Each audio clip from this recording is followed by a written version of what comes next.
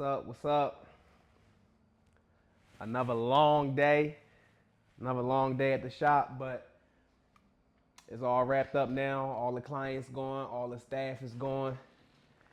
And this is usually my favorite time of the night because I can think and this is when all the real moves get made. So after hours, um, tonight I want to talk about pricing. I want to talk about pricing for beauty based, service based businesses. So that's barbershops, hair salons, med spa, um, anybody who's running a business out there who you providing an actual service and you're not sure about your pricing. Is your pricing too high? Is your pricing too low? Should you run a sale? How do you even know that your base pricing is where it's supposed to be? Um, I'm gonna tell you one thing for sure, two things for certain. Your client's not gonna tell you. All right. If your pricing is too high, maybe your clients might tell you. They might mention it or they might just stop coming to you. If your pricing is too low, nobody's gonna tell you that your pricing is too low. None of your clients are gonna come to you and say, hey, I would pay more for this product or for this service, right? So it's up to you, the business owner, to be able to have a system to determine what your pricing should look like. And that's what we're gonna talk about tonight, y'all. That's what we're gonna talk about tonight. Do my prices make sense? Do the prices on your booking site, do they even make sense? All right. Um, we all know in the the beauty based industry, all of my hairstylists, all of my barbers, we all know that some weeks income is amazing. Some weeks it feel like we just printing money. And some weeks not so much. Some weeks we be looking around like, man, I don't even know how I'm gonna make it through the end of this month. And the fact of the matter is, if you passionate and you serious about your business, you putting the same effort in every single week. You going hard every week. Your skill is not changing from week to week. So what causes good weeks versus bad weeks? And it's a lot of that's a multifaceted question. There's a lot of different things, but one of the main things that's going to determine how stable your income is your pricing. All right, is your pricing.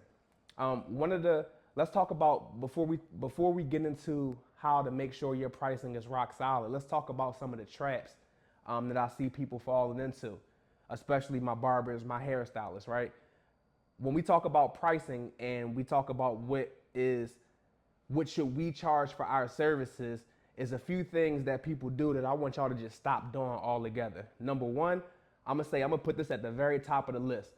Stop looking at your competitors' pricing to gauge whether your pricing should be higher or lower.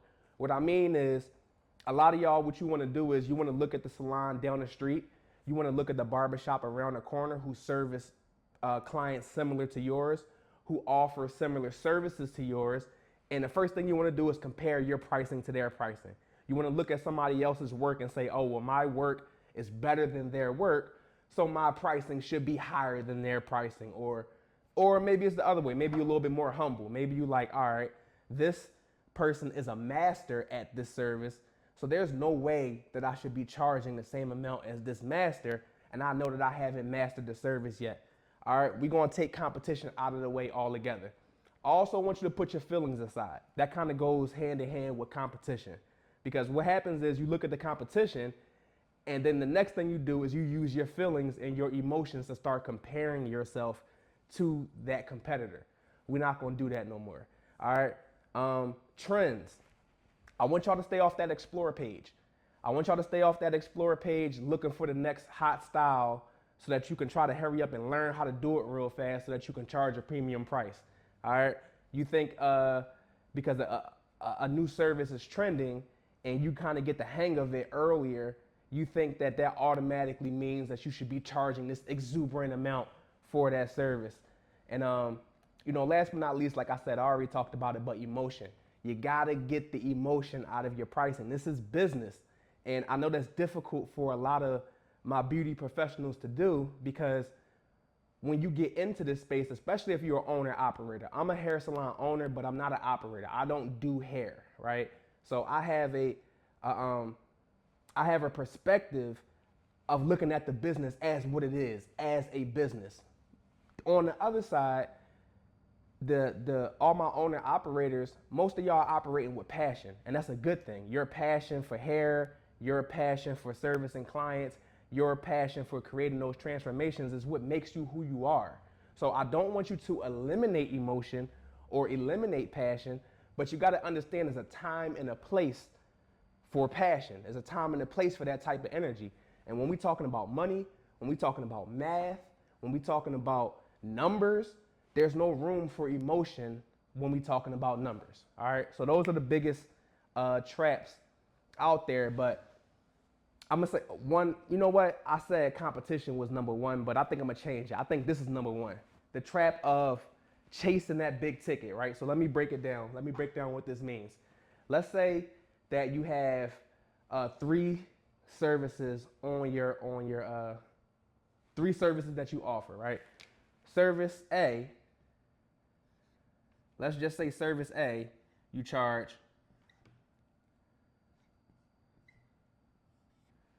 service A, you charge $75, right? Insert whatever service you may have. If you're a barber, this may be a cut. This may be a cut with a beard. If you're a hairstylist, this may be like a shampoo and blow dry or something like that. But just use your imagination with me for a second. You have three services. Service A, you charge $75 for, and this service takes you 1 hour. All right. Service B, let's say you charge $150 for service B, and service B takes 2 hours. All right. If you're a barber, this might be the full haircut with the beard and the scalp treatment and the facial.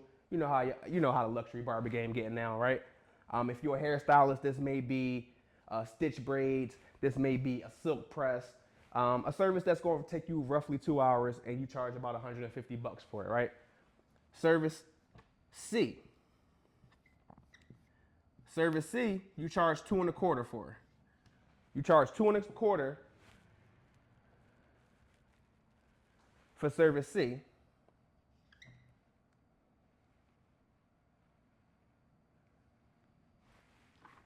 And service C takes you 4 hours to complete, right? So if you're a barber, I don't know what service you offer that takes 4 hours, but just use your imagination. For my hairstylist, this may be a sew-in, this may be braids, bob length, whatever the case may be. This is your. Let's say that these are your primary services right here, right? You got three services. Which one of these services would you want a new client to book? So a brand new client may find you on social media. They go on your booking site, and now they just trying to decide which service they're going to book. Most people, right? Most people in this industry, most of my service providers, y'all want the clients to book this service right here, right? Y'all want the client to book that service. Why? Because it's the most expensive service of all of your offerings. Who doesn't want to sell their most expensive service, right? So you wake up in the morning, you see you got a new appointment with a new client, and they chose service C for $225. It's going to take you 4 hours, and you feel like you're winning.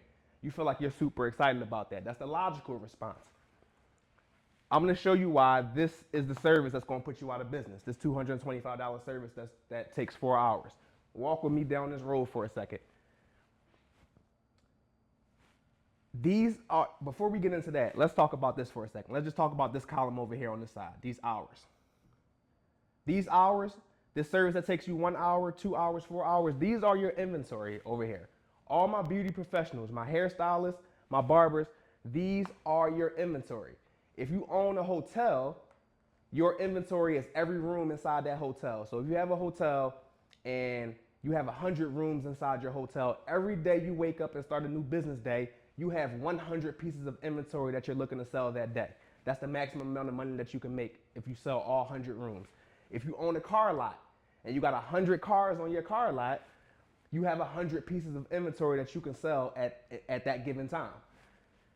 For my hairstylists, for my barbers, these hours are your inventory.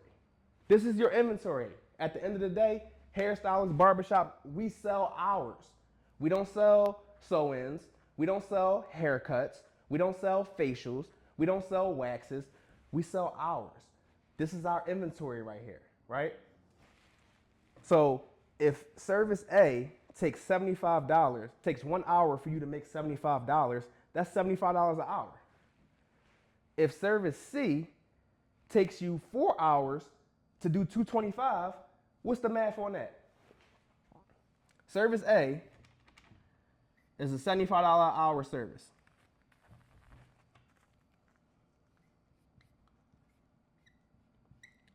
$75 in 1 hour, right? Service B, that 225, if you divide it by the 4 hours it takes you to get that money, you down here at 60 something an hour. I don't know. Y'all do the math roughly for me right there. I think it's like 62 and some change, right? So service A is getting you $75 for your hour. Your precious inventory.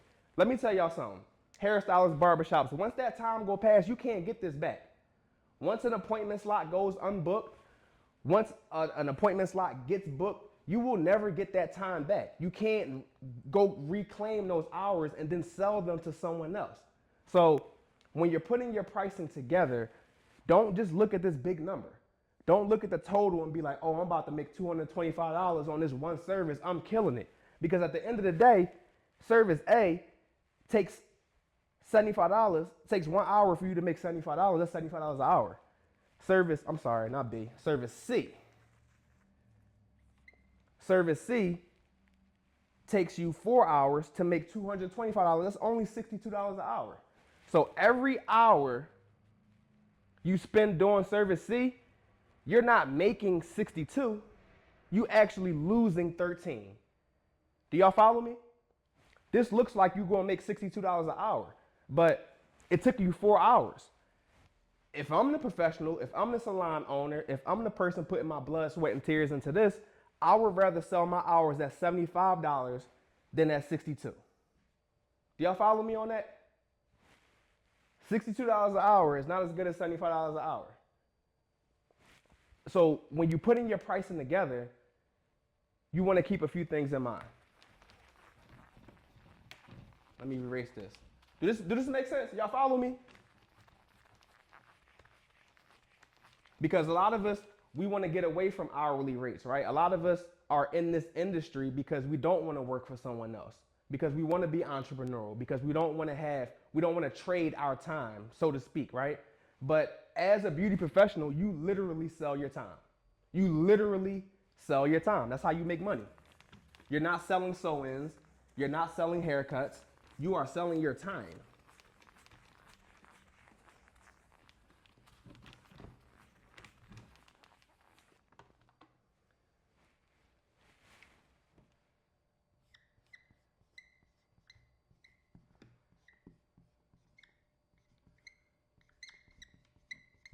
Your hours are your inventory. Don't short sell your hours because your hours are your inventory. How many hours can you work per week? What's the limit of how many hours you can work per week? You as an individual. What is it? Is it 40? Is it 50? I don't know. Maybe you're a savage. Maybe you can work 60 hours every single week. But at the end of the day, you're going to reach a limit of how many hours you can work. How many chairs do you have inside of your shop? Do you have 6 chairs inside of your shop like I have in here? Because if you have 6 chairs and you're open for 8 hours a day, that means you have 48 hours to sell every single day. Every day you got 48 hours to sell. So when you're putting together your pricing, you want to ask yourself the question, of these 48 hours, number one, how many of these 48 hours can I sell every single day? And number two, the second question is going to be, how much can I sell the hours for? Because if you're a hairstylist, if you're a barber, this is the only way you can increase your income. You're either going to sell more hours or you're going to sell the same amount of hours at a higher rate. That's the only way to make more money. It's no more complicated than that. That's the only way to get after it. There's no supervisor to go ask for a raise. We're not going to count on tips as income, right? Because that's extra. Tips are not guaranteed, and any money that's not guaranteed, you can't count on to pay your bills and keep your business up and running. How many hours can we sell, and how much can we sell these hours for before we hit our revenue ceiling, right? So what does that mean? I feel like y'all picking up what direction I'm going in?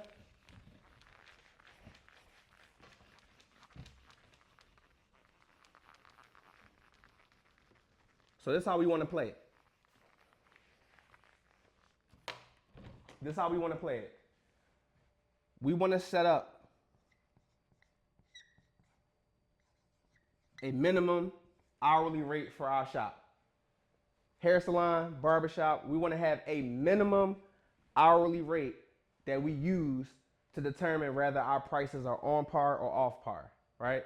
So this is how you come up with that minimum hourly rate.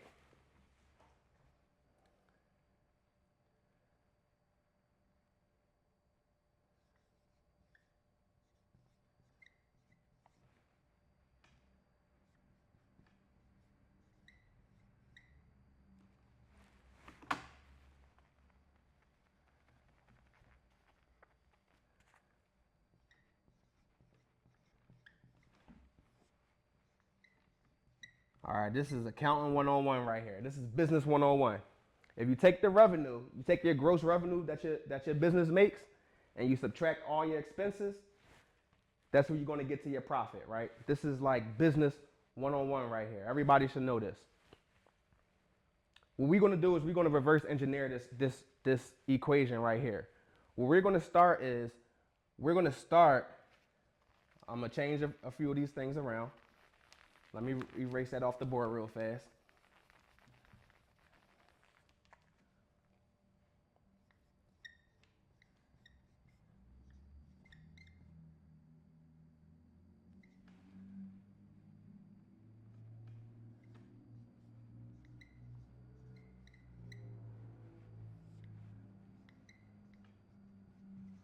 All right, so you know what? Let me put both back up there. All right, we gonna go. We got two equations right here. This is equation number one up top. The second equation, I'm gonna rewrite the same one that I just had up there on the board. So that's rev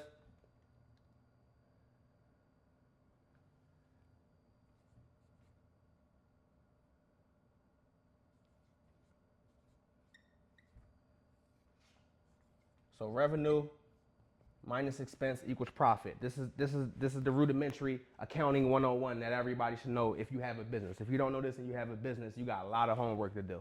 All right. So we just gonna take it and we just gonna flip. We're gonna flip this around to make this the equation that works for us. So if we determine what our hourly rate is, and we add the expense that it costs us to deliver that service, that's the price that we're gonna use. All right. So an example, and the last, and before I erase the board, if y'all recall, service A was $75 for 1 hour, right? So if $75 is, if we can become profitable at $75 for 1 hour, if that 1 hour service is profitable, right? That means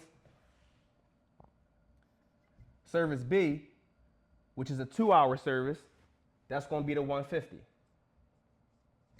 Service C, which is a 3 hour service, that's going to be 2.25. And so on and so forth. So when you have a designated hourly rate for your shop, you can go down your price list and determine, okay, is this service above my base hourly rate or is it below the base hourly rate? All right. And if you set a goal for yourself and you know that, all right, I need to make, let's say I need to walk away with $50 an hour and I'm a service provider, right?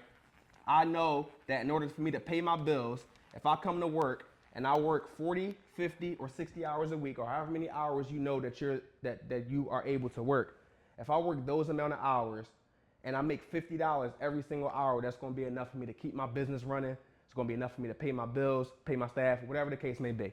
I'm just using 50 because it's a round number. All right, don't attack me. Don't say 50 is too low or 50 is too high. I'm just trying to show y'all an example, right? So if you know that you need $50 an hour for you to stay in business, right?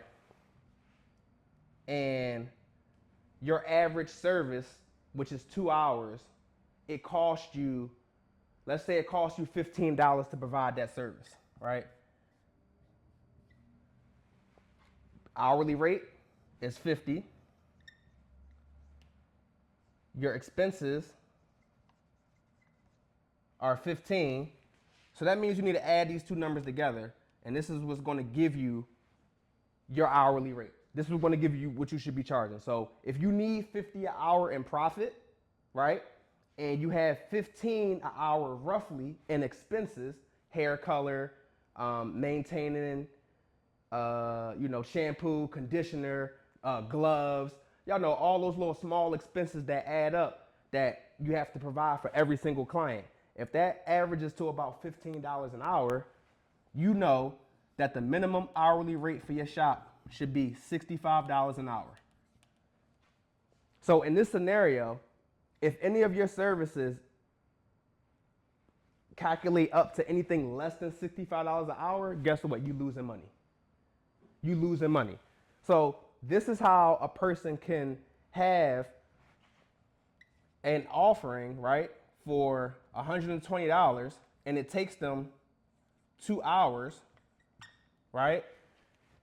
And it looked like that person making money.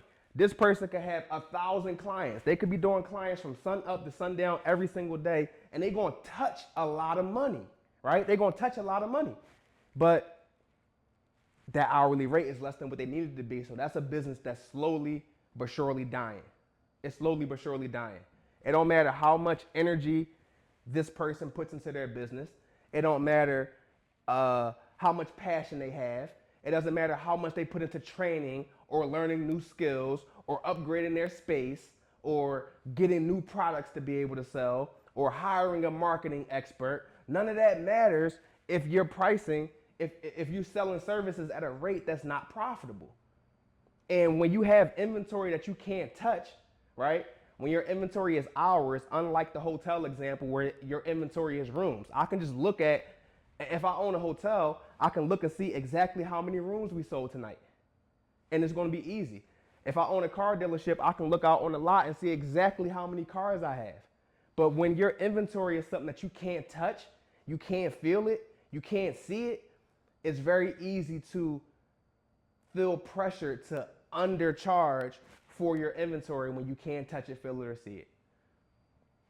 And this is why there's a lot of speculation about what pricing should be in the salon community, right?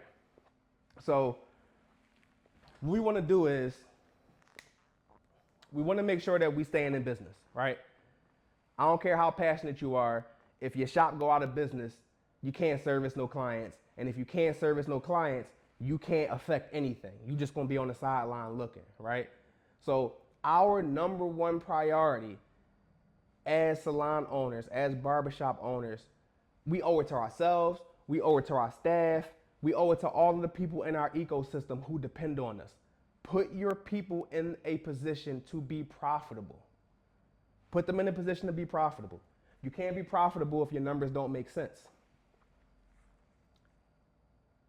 Not most businesses, all businesses start from the beginning with some sort of revenue plan. If you don't have a plan for how you're going to generate revenue in your business, you just guessing. If you're using emotion, right? If you're using your competitors' information, because you don't even know, you might copy your service list and your pricing from the next salon down the road that look popular because they lit on social media. But if you were to talk to a CPA, they'll tell you, yo, that business is burning. That business is burning money. They ain't making no money around there. So when you hear horror stories of hair salons getting stuck at 20K, 25K a month. They can't get beyond it. Here it is right here. When you hear of salons who can't keep staff, who can't keep their staff members happy because their staff members are struggling to pay their bills, this is why right here. When you see people jumping around from salon to salon to salon to salon looking for somewhere, and their excuse every time is, oh, the last place it wasn't a good fit, the owner didn't have this in place and that in place. What they really mean is that it wasn't no money there and it didn't make sense. So I would hate to see anybody who watching this video right now go out like this, right? Because this is something that you can fix yourself. So your homework, right?